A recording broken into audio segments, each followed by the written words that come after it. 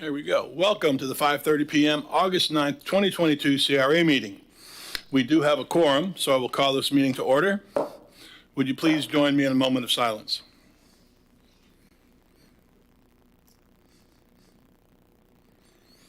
And the pledge to the flag. I pledge allegiance to the flag of the United States of America and to the republic for which it stands, one nation, under God, indivisible, with liberty and justice for all.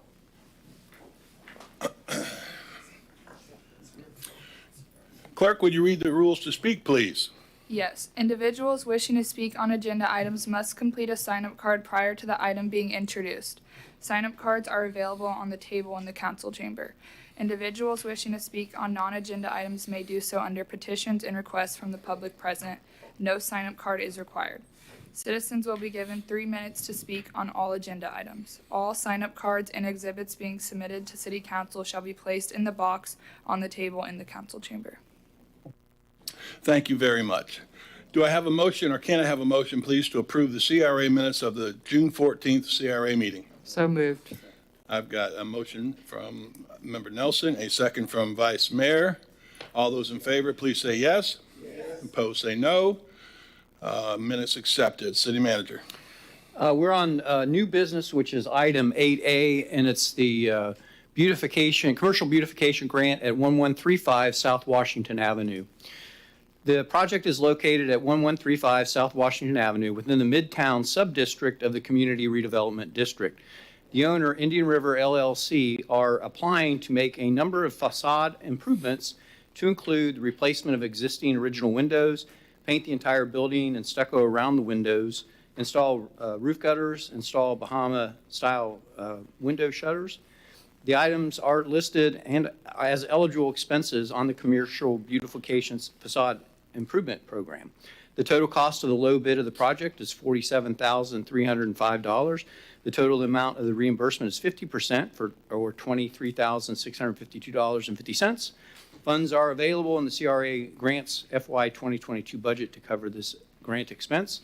Staff recommends approval of the award of a commercial beautification grant in the amount of $23,652.50 to Kevin and Bianca Liston for the property at 1135 South Washington Avenue, and authorize City Manager to execute the grant agreement. Thank you. Anything from staff? Anything from council? Cards, please. There's one card, Kevin Liston. Certainly. Come on up, sir. Just give your name and address for the record and take 3 minutes. My name is Kevin Liston. I'm at 11, that's the property address. I'm at 1035 Bobcat Trail in Wendover. Prior to that, I lived for 15 years over in the Royal Oak subdivision. Just moved over to the Wendover area. It's better for the walking the dogs and having animals, so forth and so on. Mr. Chairperson, Chairman, Mr. Vice Chairman, council members, thank you. I'm here to answer any questions that you may have on my project. I presented to Mr. Ford. Oh, also, thank you so much, Mr. Ford and your staff. They shepherded us through everything, answered all our questions, and did a fine job. Thank you so much. Well, thank you. I don't see anything. Anybody up here have any questions?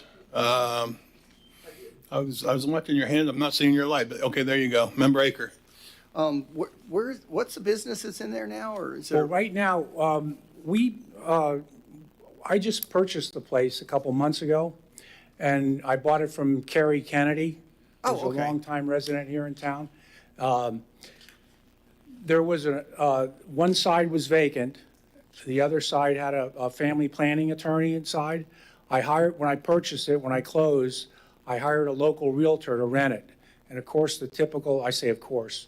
they came in with the tattoo parlors, the marijuana dispensaries, so forth and so on, and I turned them down. And luckily, we got Mary Pringle and her sister, Pringle Educational Services in there, and she tutors K through 12 individually, and she also does work with children with special needs. And I signed a long-term lease with her. So that's the property's presently 100% occupied. Oh, beautiful. That's, I got a building just catty corner to you Oh, down there. okay. I was doing the math here, and I think I'm missing something. I must be missing one of the bids or something, because I got something about glass, painting, leaf filters, gutters. Well, I think those are both the same. But I don't see the shutters in there, but that's under another section, I guess, from a bid standpoint. I'm all for beautification downtown. Thank you, sir. Any other questions or comments? I see none. I think that, no, I won't speak for anybody. I'll just speak for myself. I agree with Dr. Aker, Member Aker. It looks like a great project. I can't think of a better way for us to spend this money or sign this money. And I like what you've got going on in there. I know Mary Pringle from Titusville High days. She was at Titusville High when I was, and that's an outstanding ad. Let's put it that way. So, Member Nelson. I was just gonna say, I think the shutters were actually on a separate bid. Yeah, so, and I know your tenants, and you've got Oh, some good. great tenants. So I was gonna make a motion. No other comments? We're good. Go ahead and have a seat, sir. Okay. Let's Thank go. No other cards, right? No other cards. Okay. Okay, Member Nelson. move to approve the award of the commercial beautification grant to Kevin Bianca Liston. That was quick. I have a motion by Member Nelson, a second by Member Ball. Roll call vote, please. Member Aker, Yes. Member Robinson, Yes. Member Nelson, Yes. Chairman Diesel, Yes. Vice Chair Jordan, Yes. Member Ball, Yes. Member Stokel. Yes. Commercial beautification grant carries unanimously. Thank you very much for your effort. We look forward to seeing how things go. Petitions, requests from the public, please. Whatever you Since you're need to busy, do. Stan, we'll move on. I knew you were coming. Never had it out.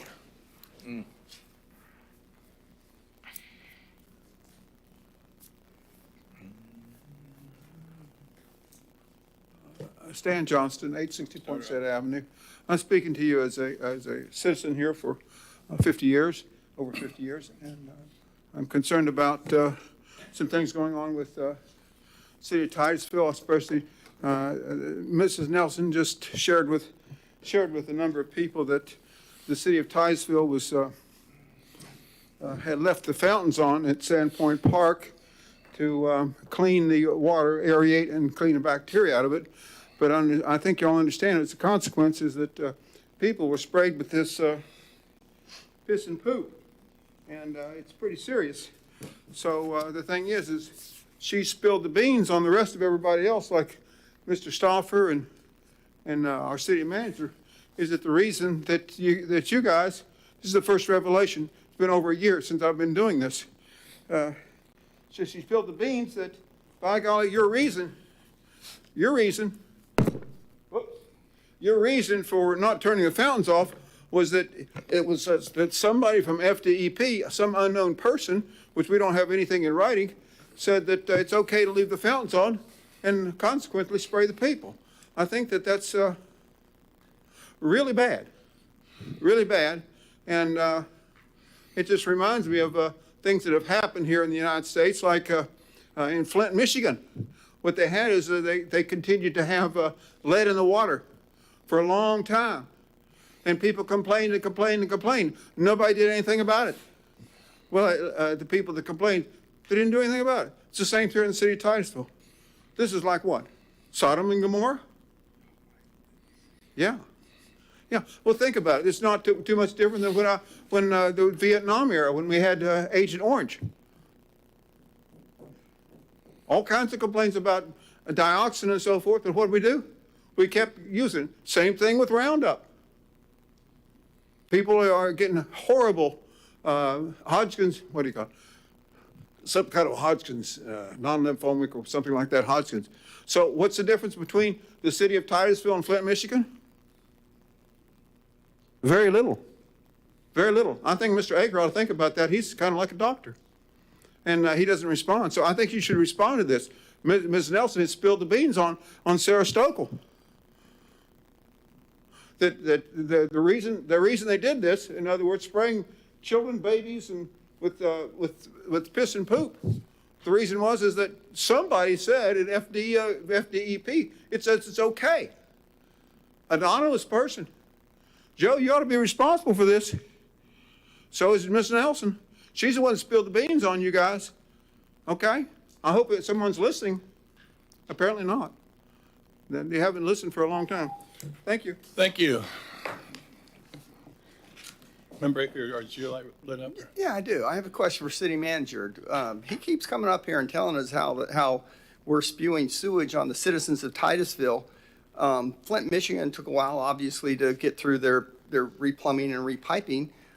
Once this condition was known, did we take action to mitigate any concerns? We're not aware of any citizens that got sprayed other than Mr. Johnston, who stood in the spray. Okay, yeah, I've been out there and I'm not getting sprayed on anything, but there's no risk at that area now, right? No, sir. So I think going forward, we should stop this discussion on this because it's no longer a problem. Is that correct? Yes, sir, that's correct. All right, I think this discussion should be ended. There's nothing more to be done about it, in my opinion. Thank you, Member Aker. I appreciate that. Certainly, I've inquired and had discussions, and city manager remind me during the time that Mr. Johnston speaks of, we did a check. We get information there was no health care facility in our city or even in the north area that had any issues or concerns or anything like that, correct? That's correct, sir. So, thank you for that. All right, any more petitions or requests? I always screw it up, but it's easier for me just as a council to have anybody want to add anything or say anything at this time. Got one more. Well, I'm not done with you. Oh, okay. You're not Sorry, on sir. council, sir. Or whatever we call this board, whatever. Let me add See? this. Member Nelson. Let me add this, just for the public. When the sewer spill happened, I think all of us were in contact with the city manager, and not so much Sean Stauffer. I think he was a little busy, and had conversations about what was going on and what needed to be done. And I think one of my first conversations with the city manager was, please put the information on the website, because people were calling me. I remember that. And and I'm sure they were calling you guys. So I really wanted people to have the most current information possible. And I felt like if we put it on the website, that would help. And I know we had that discussion. We talked about Sean being in contact with DEP on a daily basis and they were talking him through what needed to be done, what needed to happen. So I felt pretty comfortable with it at that point. And I sort of thought everybody knew the reasons behind it. So. And just to toss out there and end this is that it was very quickly thereafter, within a week or two, that we had a meeting, special meeting, presentations meeting, whatever it was totally, completely dedicated to the explaining to the citizens what happened. We had every person who worked on that here. So I really felt like, and it was important to me, that we got out there and let the citizens know everything we knew. And certainly we were gaining information as the citizens were from our staff and our engineers. So that being said, Mr. Aker, or Dr. Aker, I appreciate that. City Manager. Yes, sir. Just on the executive director's report, there's informational items subject to your questions on that. Completes my report. Thank you very much. City Attorney generally has nothing here, but go ahead. Okay. Well, I don't want to put you on the spot. I'm like, we don't do that here. All right. Anything else?